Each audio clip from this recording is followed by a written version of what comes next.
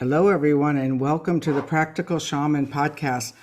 My commitment in 2023 is to start to come live. I do the Shaman's Cave every other week, and so my goal is to get some of the Practical Shaman podcasts.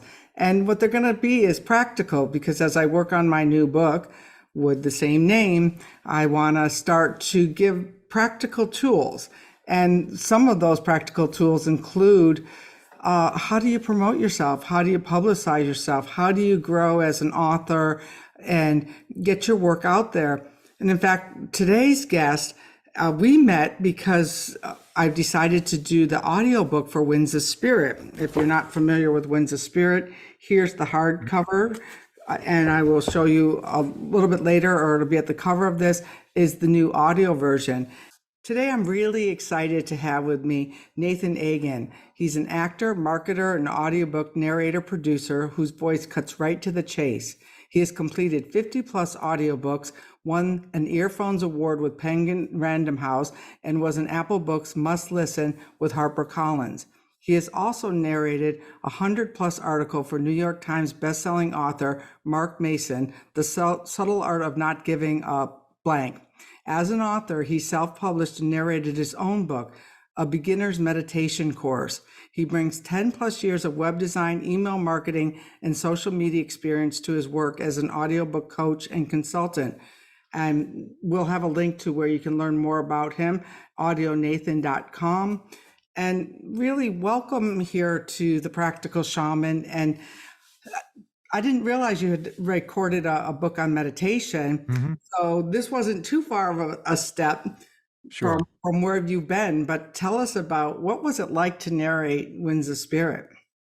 Yeah, it was actually a very different kind of project for me. I hadn't gotten a lot of books in the kind of spirituality genre or I mean, I've done a lot of self-help, but they tend to be a lot more uh, the authors tend to have a really strong point of view, and they really want to help you with something and get you out of a rut or whatever, and I've enjoyed doing those, but this was just a different tone and a different energy, and so I figured I'd throw my hat in the ring and see what happened, and I was delighted to hear that I got the project, and then the real work began of figuring out how to pronounce everything.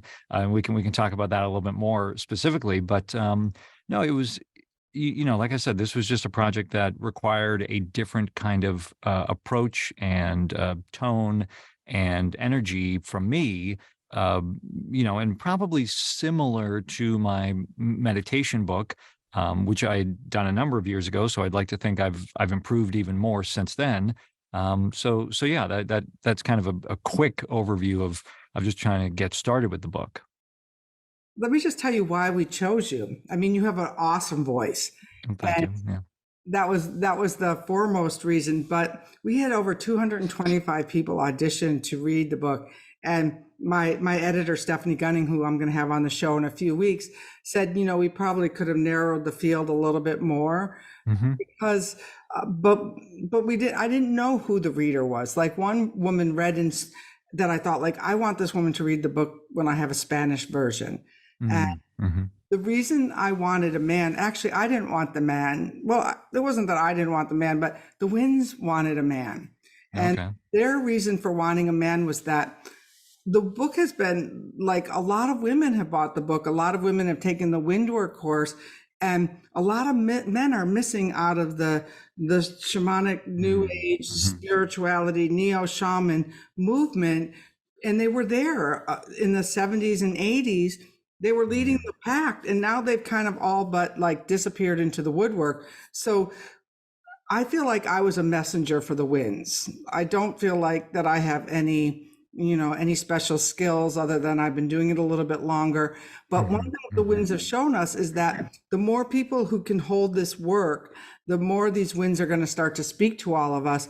So in some ways, and I just got chills, you were picked by the Winds to balance out the masculine aspect of the wind energy in this project.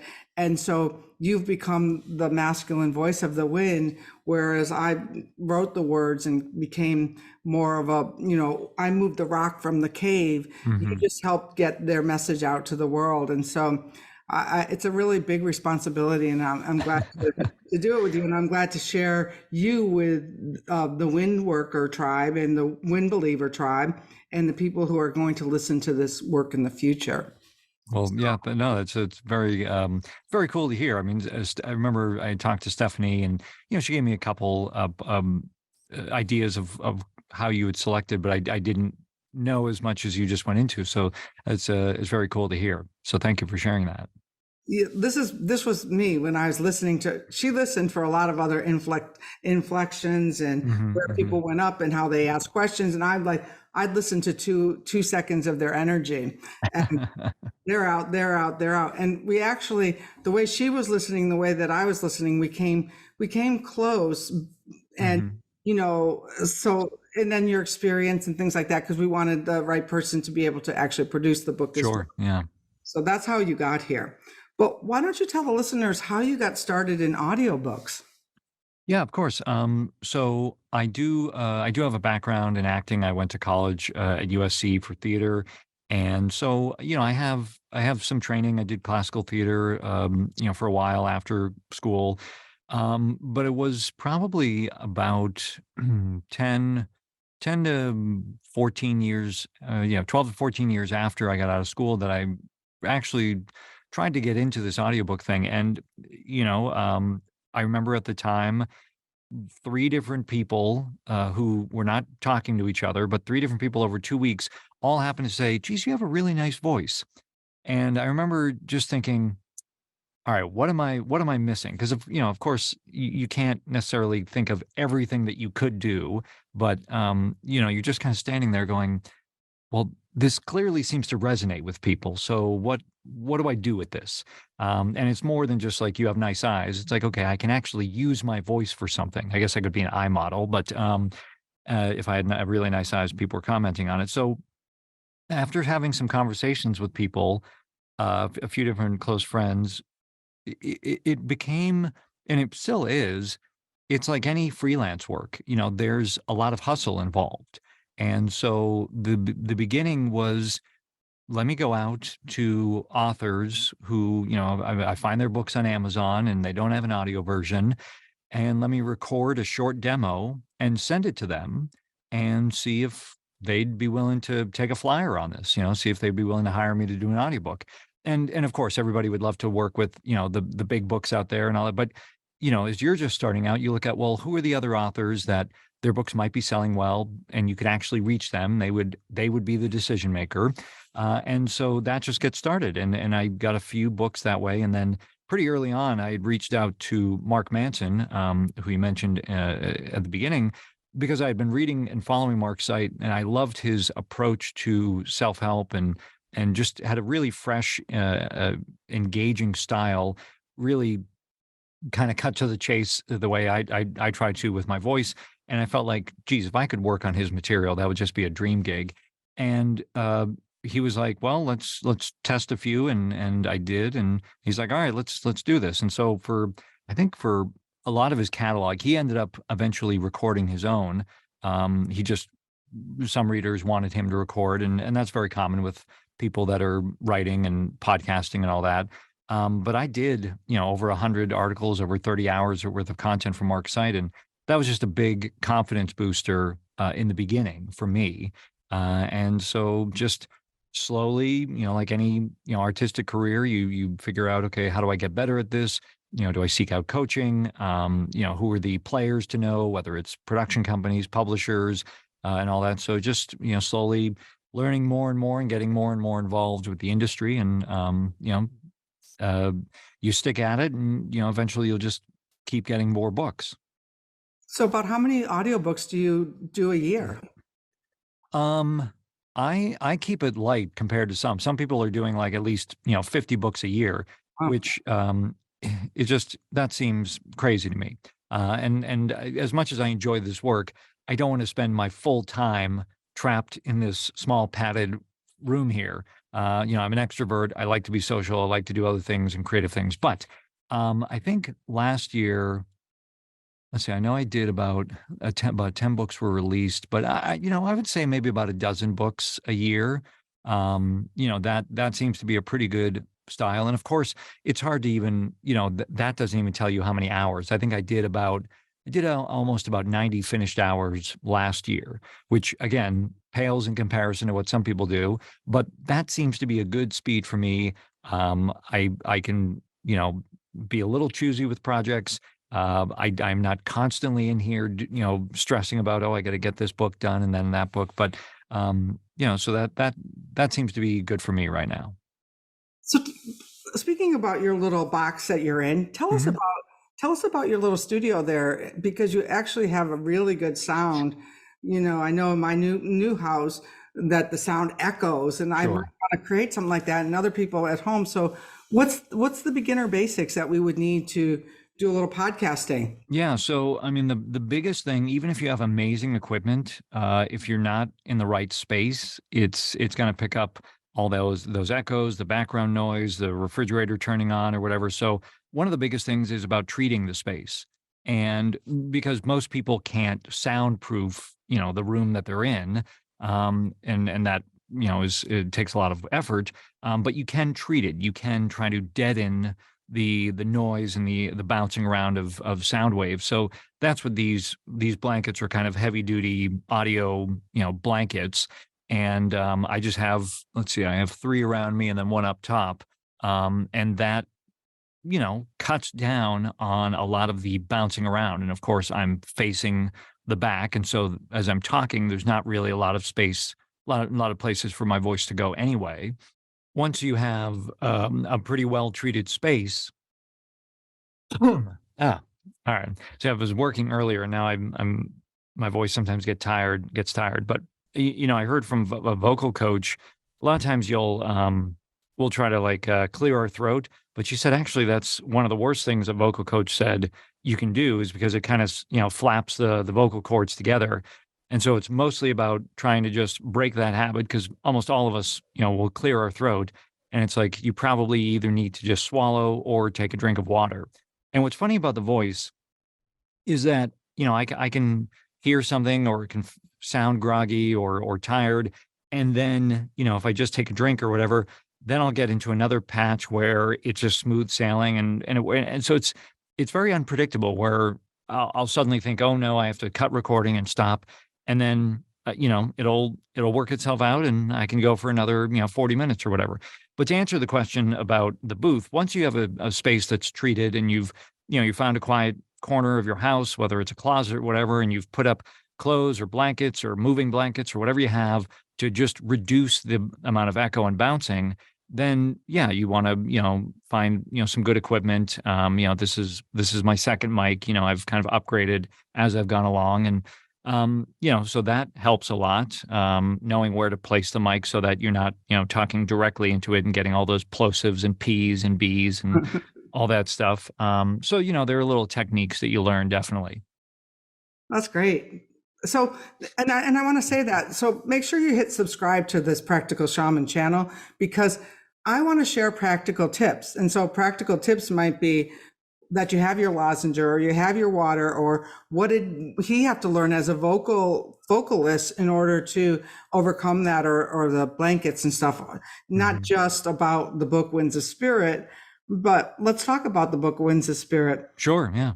So I did a lot of research for there, and trust me, when Spirit said you're writing a book about the winds, I went outside and said, but people don't like the wind. You want me to write a book about, I want to be popular, and you want me to write a book about the wind? So I did a lot of research, and there was a lot of words that you just don't really quite roll off your tongue when you're an American speaker. In fact, last year, one of the wind students, Tina, she actually went and looked up all of the winds and got a really good pronunciation, which I'm Mhm. sure you probably found helpful. But what was your research like? And I know a little bit, but why don't you tell the listeners? Yeah. So there are some tools where, you can kind of put the manuscript in and it'll flag, words that are complex or unusual or foreign or whatever. So I did that, and, quickly found that, there were probably over 300 terms that would require a bit of research. And, for anyone that's familiar with the book, it's because you dive into a lot of different cultures around the world and their names for the wind or their names for different, things within their culture or within their country. And so you have, just all of these very unfamiliar terms, and or things like in the native Hawaiian language. I remember there was like a really long title of a book that I just ended up having to do like in pieces because I'm like, I'm never going to be able to do this all in one. Like, I'm not a native Hawaiian. I can do it in chunks, but let me try to do it in chunks and then string it together so that it sounds like I said it all at one time. But yeah, so there were those challenges, and then just spending a lot of time, trying to find, especially videos, that you could hear people saying the term, and then getting a consensus of like, well, are there two different accepted pronunciations? Is there one? Are there six? What like, and as a narrator, a lot of times you'll find this, especially with names, and it's like, well, if I can't find anyone anywhere saying this person's name, describing how it's pronounced, more than likely, whatever best guess I can make, the listener will not know any better. Unless you get someone from that country or culture that knows about these things from years gone by, the chances are very slim that anyone else would know how to do it. But there were a lot of challenges, and I'll tell you because I don't think I told you this story for the Muskogee Creek Nation. I could not find anything, and I was like, well, and I'd heard other narrators doing these kinds of things, and I said, well, let me just go to their website. And I went, and there was a phone number, and so I called them, and I explained, and it kind of took a few different people for me to get transferred to, and they were like, "Oh, you should talk to this woman over here." And so I said I did, and I was going through the terms, and she, knew what I was talking about and gave me the terms, and so I was like, that was great, and probably took, I don't know, 10 or 15 minutes, but I don't think I would have found those terms unless I had actually spoken to somebody, from the Muskogee Creek Nation or somebody that knew a lot about that. But yeah, and at first it can feel a little daunting or nerve wracking of like, oh, I'm going to call these people and they don't know who I am, and I'm going to explain, I'm doing this audiobook about, partly about the Muskogee Creek, but no, she was very helpful about it, and so that's just the, I think as a narrator producer, there's a standard for us about how thorough we're going to be, and how much effort we're going to put into a work that, we're going to make it to the best of our ability and knowledge, as, I mean, I'll use this word, but it can feel a little hard sometimes, but as perfect as the book can be, in terms of pronunciations and everything else. So this book just demanded a lot of research and a lot of energy. And I felt like, well, that's the task at hand. I mean, I've done other books that had hundreds of medical terms, and I need to look those up and make them sound conversational so that it sounds like I know what I'm talking about. And then, of course, if a listener ever wanted to go in and talk to their doctor about it, they would be saying it correctly, so that it just continues this, passing on of information. So I think the same thing can be applied, for the listeners of this book, Winds of Spirit, that, hopefully they'll have a better understanding of how to pronounce these terms if they ever want to discuss anything. Or if they call to the winds. Now, I totally understand what you said about like having that situation come up where you got on the phone and you got the right person who can help you, because there was a wind that I was not going to put in the book because I couldn't find any information on that particular wind. And then all of a sudden, and we're talking about, it was about the last wind in the book of Ve'amate. And Okay. so I said to the editor, I think this wind has to go. I can't find any information on it.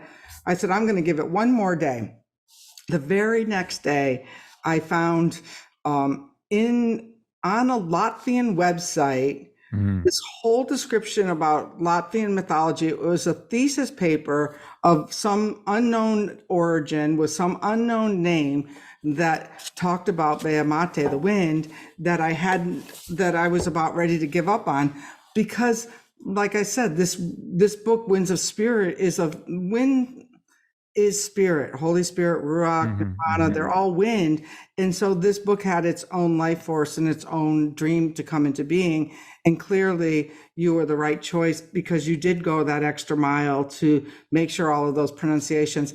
And I want to give a shout out to Stephanie Gunning because she actually listened to your entire Hmm. reading the book alongside with it to make sure that everything was there. And one of the things that I learned as an author is that you found mistakes in the book that things that were written twice or things that Hmm. were spelt wrong and all of that. So I found that really helpful as well. So if you're thinking about that you've got a perfect book, there is no such thing as a perfect book, but if you want to know for sure, get somebody to narrate it, and then you'll know for sure what's. And I've learned to read my own writing out loud, but you read your own writing and you just read over the mistakes because Yeah, you just because see it. your brain thinks it knows what you've written and knows what it should be, and so I mean, and believe me, I will narrate things, and sometimes I'll get corrections back, and I'm like, I can't believe I said that word instead of this word, or I left this out, and it's just the brain does wacky things, and we're human, and we can't possibly get everything correct. But yes, I mean, even and for authors out there, believe me, even high profile manuscripts from big publishers, they all have mistakes. They all have mistakes. So it really, it takes the narrator reading every word and then cross-referencing that with the manuscript. That's when you find, okay, what actually do we need to correct here before we publish?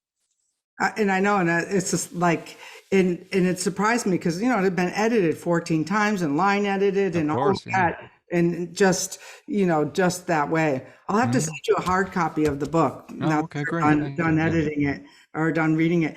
So tell me, what did you enjoy most about narrating this book? It was definitely something that I was very unfamiliar with the subject matter and going this specific into all these. I mean, there may have been a couple of the wind gods that I had heard of, but by and large, I didn't. I certainly did not know this much information about them, and certainly like one of the reasons I enjoy this job is you get to learn a lot of stuff, and so. I learned, all of the history and culture. I find all that very interesting, and it was just, again, because I have a curious mind. The first part of the book where you kind of outline the steps of working with the winds and how to do that, that was all very new to me. And so, learning about that process and understanding what's involved there. And this is something that I had never really come across before. That was always very, very interesting, to me. But I would say, personally, I just like learning things. And so all the history and all the cultures, in the part 4 of the book were really fascinating. Hmm. Trust me, I had to learn how to work with the winds too. And if I was to write the book again now, 10 years later, or 6, 7 years later, after working with hundreds of students with it, I Mhm. we've learned a lot more processes because it's one of those things that was lost in the cave of time. And now Mhm. we've taken it out. And some of my students actually went deeper with their processes than I did Mm. have taken the work a lot further. So it's one of those things that, in 200 years, it'll be interesting to see where this work is, Yeah, because absolutely. these wind spirits come when there's the biggest transformation going on the planet. And we're in a time where we're in an epic shift. And so they're really helpful. Well, give us like, how do people find you if they're thinking about an audiobook? Where can people learn more about your work? Yeah, absolutely. So my website is audionathin.com. And so, that has a lot more about my work and contact and all that. Of course, if you go to Audible and you type in Nathin Agin, Agin, you'll find, all my books there. So you can see, listen to samples and things like that. And it's kind of like podcasts. So like most places that people would find audiobooks, you'll probably find, books I've narrated. And the joy of this is that I've gotten to do a lot of different genres. So depending on what you're interested in, you might find something that, you actually want to listen to, whether it's nonfiction or mystery or young adult. There's a lot of different stuff out there. Awesome. Well, I'm really glad to really get to sit with you over here because we've mostly communicated through email, Yeah. and I'm looking forward to. I have a long drive ahead of me in the next month that I'm really looking forward to listening to the book, because one thing that Stephanie said was, "Wow, there's a lot of wisdom in this book." When you're editing it, it's Yeah. like sometimes I open the book and I read a passage and I'm there like, who wrote that? It's just Yeah. a book becomes its own life. And so if you're an author and you're writing a book or you're ready to read one of your books, I say jump in and go for it. Yeah. Yeah. No, that's great. I'm excited for you to hear it. And I'm sure having someone who is not you read it will probably you'll hear things differently than if you were to read the book aloud or you were to listen to yourself narrating it. Just so it's going to be a bit of a new experience for you too. So that's very exciting. Yes, I'm very excited. And a lot of people have said, why didn't you read the book yourself? And I'm there like, well, I'm really busy writing the next book.